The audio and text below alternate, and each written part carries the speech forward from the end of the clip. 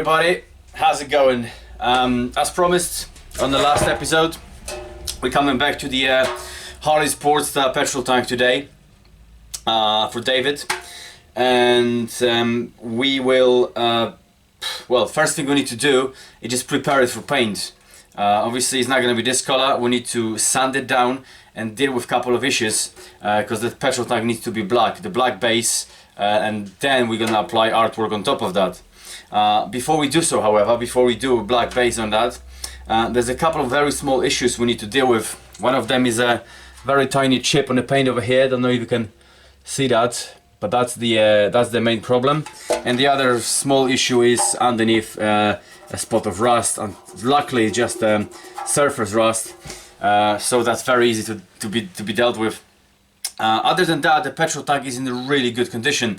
I can tell. I know it's not original factory Harley Davidson paint job, because you can look underneath and you can see all those masking units and all that, you know, other stuff. But apart from that, it has been really well executed. It's been really well done. I can see by this chip and underneath the rust patch over here, the layers are very thin, which is great. You know, the last thing you want is like thick layers of paint, or paint on top of paint, on top of primer, on top of paint, and then clear, like it is on my XV 500. You know, that will need to be completely stripped down before the paint. However, this will make my life a lot easier, because the last thing I want to do is strip it down completely from paint. If the paint is really good condition, as this is, I can tell not only by the paint, but by the clear coat on top of that. Somebody who did that paint job on it, they knew exactly what they're doing. So that is a very professional job. Fantastic, you know, means less work for me. All I need to do today, I will sand it down using first probably 300 grit, and then gradually going higher and higher, maybe 600 finish. And then I'm gonna fill in this little chips over here and make sure that is all properly primed, you know, before painting. What else? I think that's it. You know, there's not much else to be said over here, other than I'm gonna shut up, put some music on, and start rubbing it down, so it's got some nice surface and the paint can actually stick to it. Alright guys, enjoy the tunes and let's do this.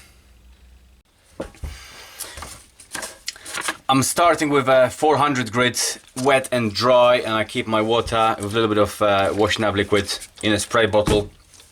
And I've got a piece of softy, well, high density soft foam.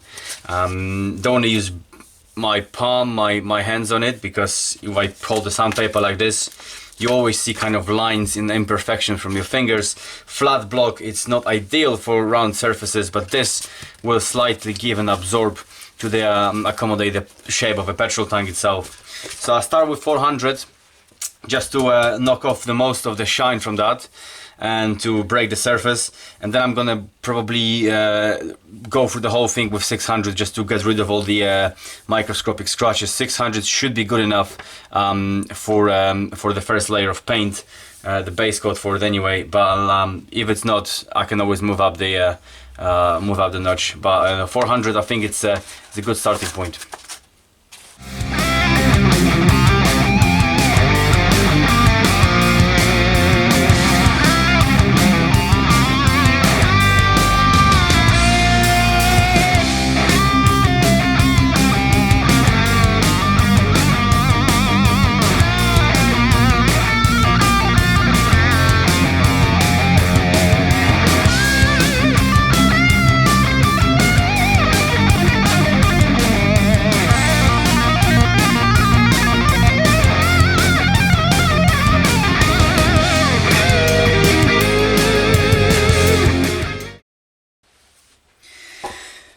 Alright, so we got first layer of sanding down with 400 grit done, you know, very first time. As you can see, it's taken off most of the shine, you know, from the petrol tank. However, you need to dry it completely first, because it's well, it's impossible to see whether you missed any spots or not when the petrol tank is still wet.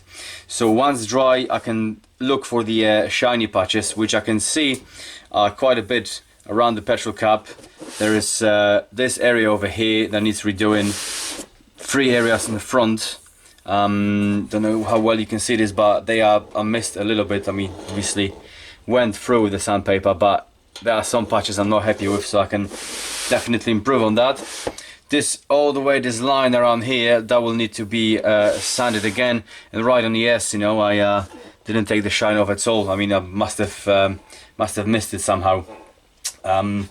Looking underneath, the spot that was rusty, I cleaned it up completely now. There's no rust on it, just steel, discolored steel as well. So that's what you want. That's what you're going for. So what I'm gonna do right now, I'm gonna go over the main areas that are still a bit shiny, again with a 400 grit, and I'm gonna dry it again second time, and then we're gonna have another look. Right, here we are, second go of sanding it down with again 400 grit, and I'm really happy with the result we got this time. As you can see, it's all uniform kind of matte surface with not shiny spots anywhere around the tank, you know, which is good because that means the paint will adhere really nicely everywhere. The other very important thing was this double pinstripe over here that was pinstriped by hand, and there was a visible like a 3D, like a thickness, there was a structure to it when the paint was on top of that. Obviously that's okay with pinstriping, but we want to get rid of all that, and we're going to put one uniformed coat of paint, single paint here. So obviously things like that structure will be visible, where right now when I close my eyes and I go around here, I cannot feel any structure of any stripes or whatsoever. And that's the one really good trick of doing it. Just looking at it, you will always kind of feel something, but if you close your eyes and rub your hand around here like this and you can't feel where the stripe was, that means you did a good job on that. So if you do feel anything like this over somewhere, you need to go over sandpaper again and then just focus on that, probably flat block of on sandpaper. That will provide you best results. Right, with this out of the way, I just need to deal with this little chip over here. Make sure there's no loose paint underneath there, and put just tiny bit of filler on top of that, and that will dry with in no time at all. So now I'm going to deal with this, and probably this little patch over here as well. I know it's underneath and no one will ever see it, but I know it's there, and now you know it's there. So we need to get rid of that as well. Rock and roll, let's do this next.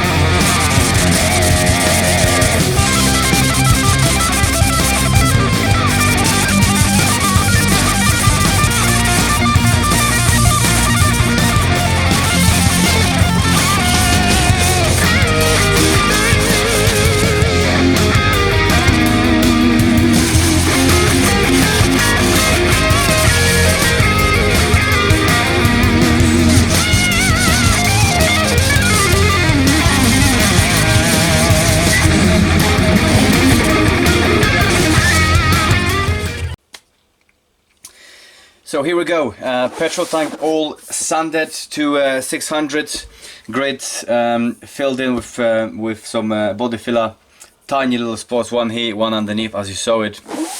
Other than that, no shiny patches, nice and uniform matte color.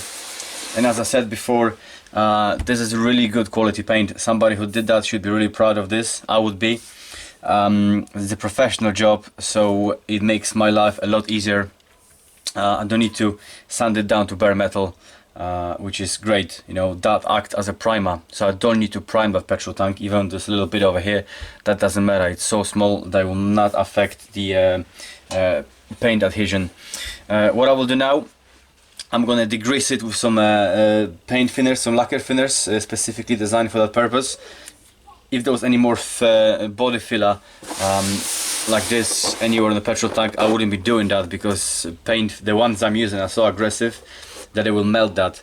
But I'm gonna just be very careful around this area. Rest of it can be degreased completely, and I leave it for a few hours so it evaporates before I apply first coat of paint. Rock and roll, let's do this.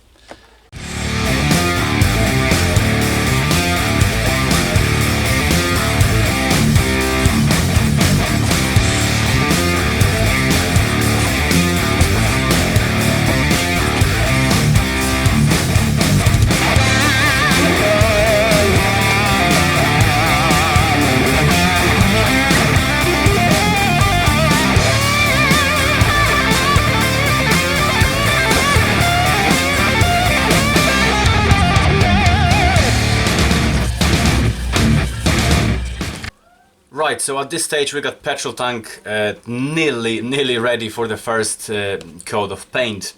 However, I will leave it for good 3-4 hours, maybe a bit more, maybe till the evening, or next day, ideally next day, just to make sure all the thinners evaporate, because there are microscopic scratches all over the surface of the petrol tank caused by me sanding it down with 400 and 600 grit paper. And the thinner will just get in there and it will sit there forever. No matter how much heat you apply to it, you know, with a heat gun or hair dryer or blowtorch, whatever you name it, it will always be somewhere in there. So I wait for it to naturally completely evaporate from all those scratches. The best thing to do is leave it. Do it last thing in the evening if you can, and leave it to dry, evaporate overnight, and then come back to it the next day. And make sure it's all good. Otherwise it will hunt you down. I've had it before.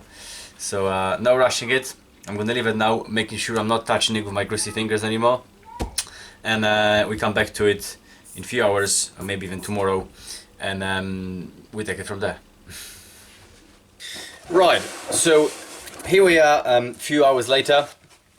Our petrol tank is all sanded down and degreased with some paint thinners, quite aggressive stuff I've got here. You have to be very careful when the paint underneath is poor quality, or you got lots of body filler, because aggressive paint thinners will just chew through that and they will ruin the job completely. So you've been working hard to sand it down, you'll need to start over again and probably take more and more layers of your paint or primer if the primer is not good quality. But this luckily has been professionally done, so I'm good with paint thinners. If not, use some less aggressive degreaser like acetone based, or some panel wipes that are specifically designed for degreasing wax and grease remover. Right, so once everything is evaporated, the petrol tank is nearly ready for paint job. However, the other thing I want to discuss over here is the use of tack racks. And tack racks or tack cloths, the way I use them directly before any paint job. I apply the first layer of paint anyway, or before clear coating. And there's a lot of misconceptions about these tack racks, so I'll show you the way I'm using them, and hopefully that will help you out a little bit, understand what they're for and how to use them properly, and when to use them. So they come in a sealed bags like this. Just need to rip it open, and we get our tack rack over here. The way I like to work with them, because they all fold together, I like to spread it open completely, so it's just one layer of it. And because they soaked with some, I don't even know what that is, they soak with some kind of substance that helps absorb the dust and dirt from a surface we're about to paint. And it's quite heavy, you know, this substance. I like to air them, so I leave them to dry, I hang them somewhere, and I leave them to dry for, to air for about 5 to 10 minutes, you know, just so the things evaporate slightly.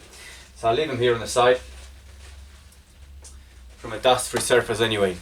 And the way you use tack racks, there's some misconceptions about it. They're not designed you don't rub them, you don't rub the surface you got, because they got oily surface on it. I can already feel it with my fingers, and the purpose for that is to pick up all the dust and dirt and the microscopic dust from the scratches and stuff. It will just absorb it, and the dust will stick to it, and that is the main purpose of it. You'd use it directly before you apply paint to it, or directly before you apply clear coat, and that's it. And don't use them, you know, in between the coats. I don't use them in between the coats. I don't use them to get the overspray of it and all that stuff. That's how I use them. So let me wait another 5 minutes, 5-10 minutes, and I'll show you what I do with them. Right, it's been good 8, maybe 10 minutes that this tack rack has been airing. So what I do, I never fold them back as they were. What I do, I think I discussed this already on my guitar painting video, but I thought I'd revisit that.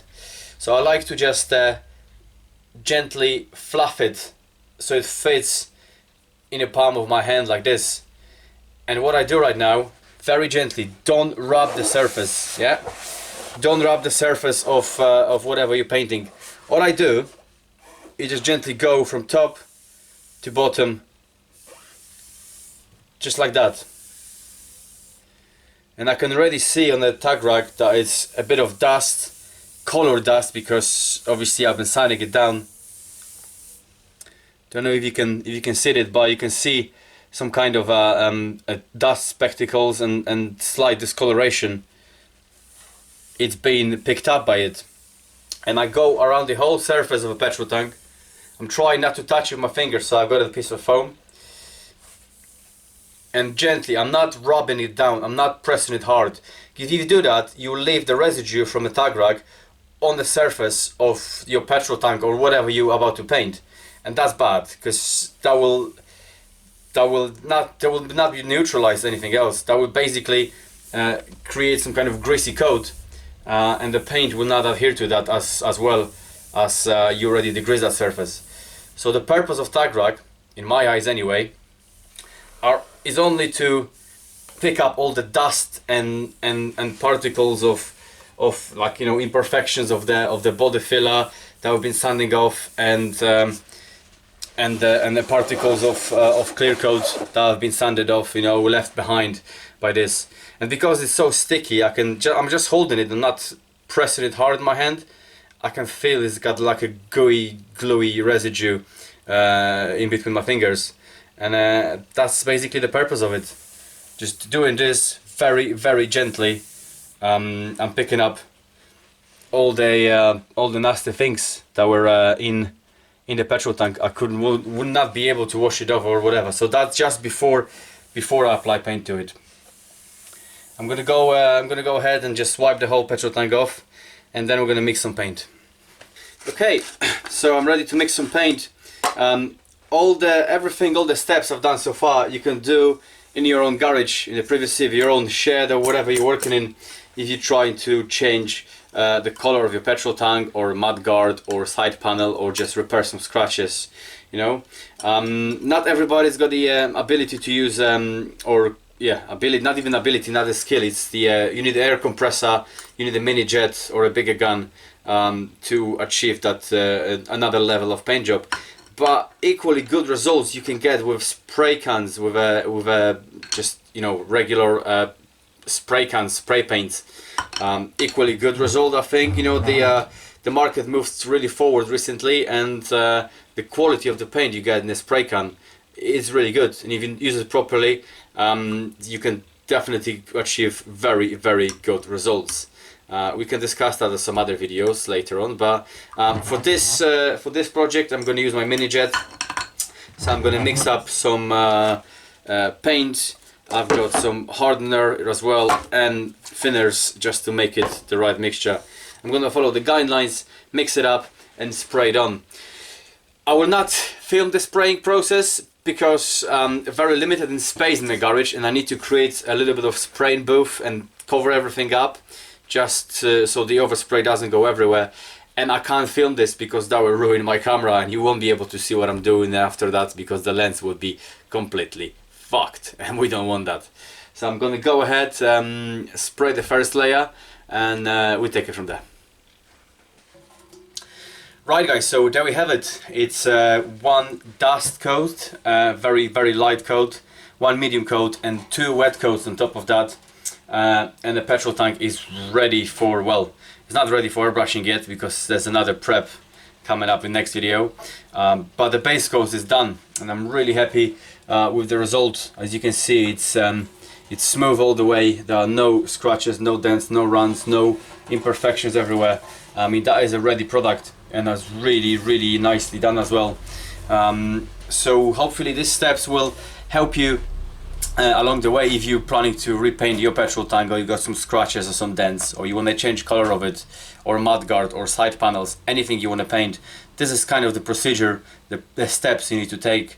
Again, preparation is about 90% of success, you know, and then 10% it's the trigger control, and you can do it in the privacy of your own garage, your own shed, you know, even in the back garden, if it's not windy day. With a spray cans, you have really good results with that as well. So yeah, there we have it guys. We're gonna prepare it for airbrushing, some artwork next time in the next video, but for now that will do. I'm quite happy with that. So until next time guys, thank you very much for watching. Have a beer, rock hard, and I'll see you next time.